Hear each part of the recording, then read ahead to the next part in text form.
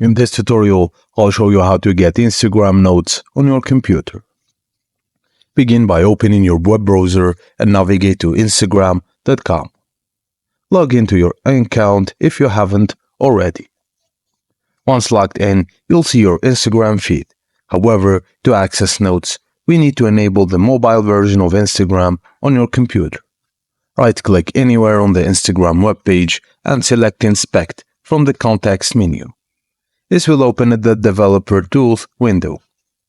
In that window, look for an icon resembling a mobile phone and a tablet side by side, usually located at the top left corner or in the toolbar.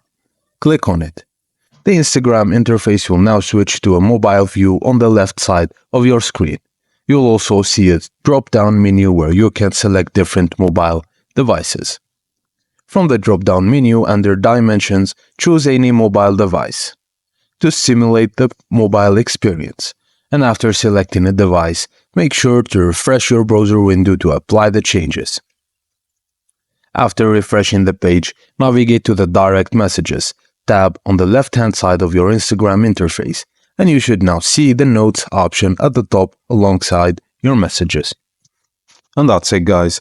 Thank you for watching, and please don't forget to like and subscribe for more.